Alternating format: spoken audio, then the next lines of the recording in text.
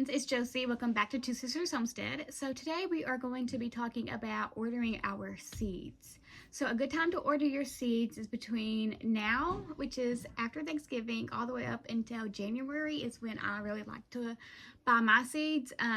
Just because I need to start, getting figured out what I'm going to be planting and things like that.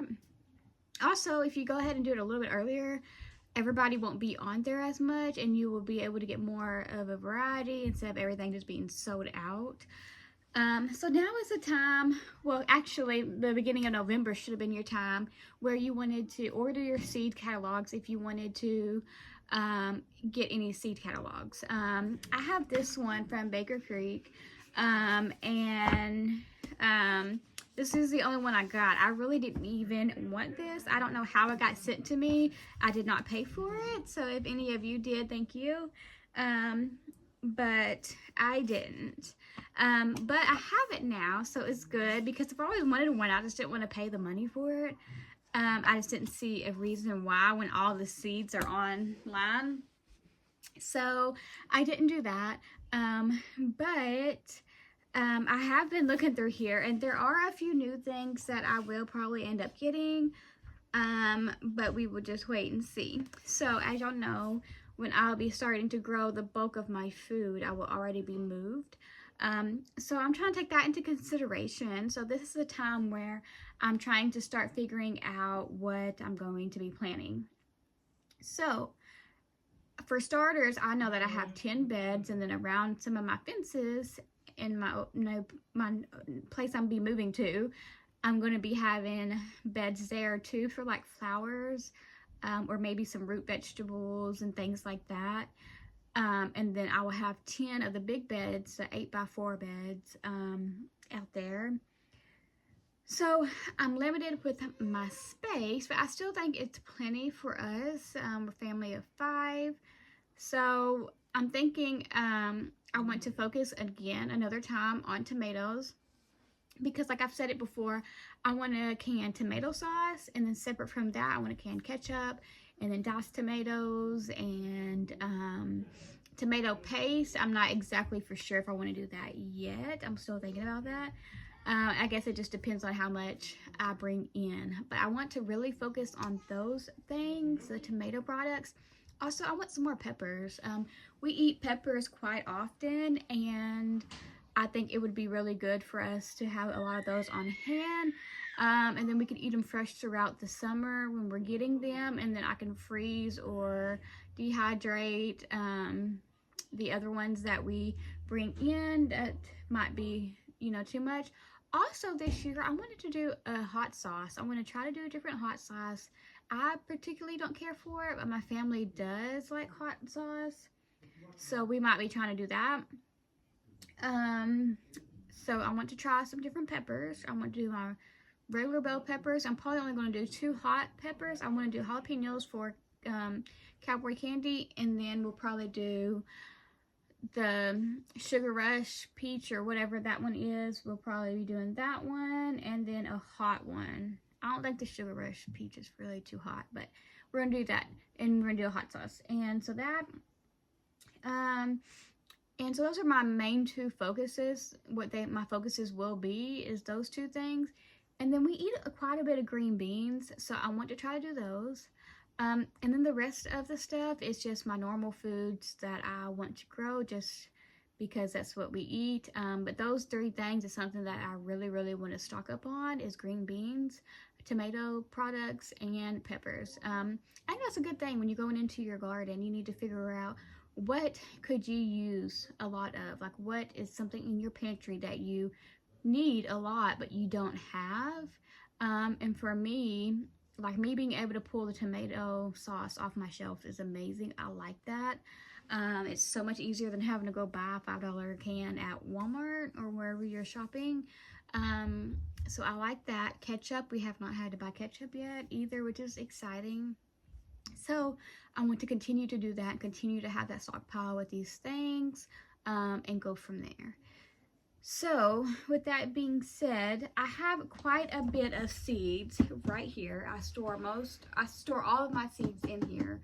It's a photo thing that I put all my seeds in, and they are organized and all of that good stuff.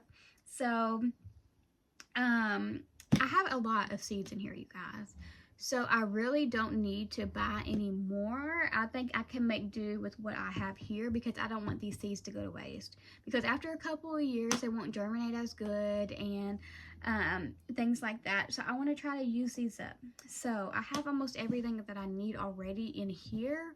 But I have seen some new stuff in this Baker Creek catalog that I really wanted to give a try. And there's some things that I might need more of. Like I need more carrot seeds. So I will be ordering carrot seeds. I want to try some determinate. I want to try some determinate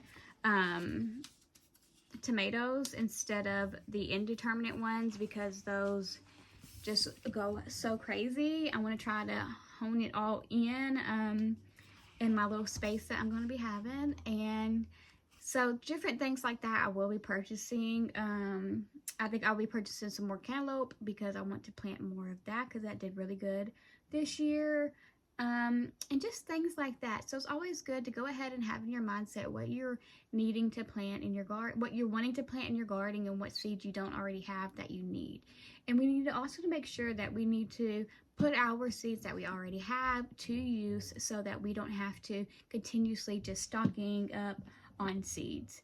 Because the real thing is what you want to do is start learning how to save your seeds. If you are like, oh, I have to go out and buy seeds, I gotta go buy seeds, I have to have seeds. If that's what you're thinking, then you need to start learning how to save your seeds so that you will always have seeds on hand. Anytime you can plant something, you will collect those seeds from whatever you planted and then always have seeds on hand instead of having to go to these places and just stockpile a whole bunch of them. So that is that, my friends. And that is what I'm going to do. So I'm going to be growing the same stuff that I did during the last season. I'm going to be growing it all again. I'm going to be doing more flowers and things like that.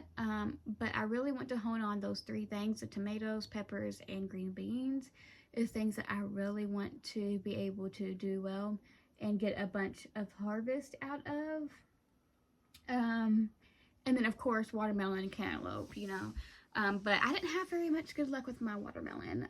But we will see how next year goes. But yes, I just wanted to be your little friendly reminder that you need to start putting those seed orders in so that you can get those seeds without them being all sold out. And always remember, you don't always have to have these fancy varieties or anything like that. You can always just stick with the true the ones that do best for you, or just the normal everyday seed. It is okay.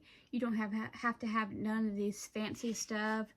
You can just have the basics, and that will still be able to feed your family just as good as these exotic heirloom seeds will.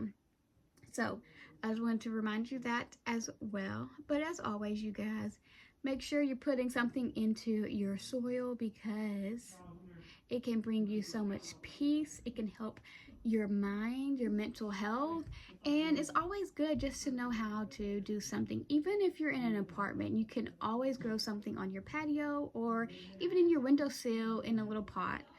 There's always something you will be able to grow no matter where you are.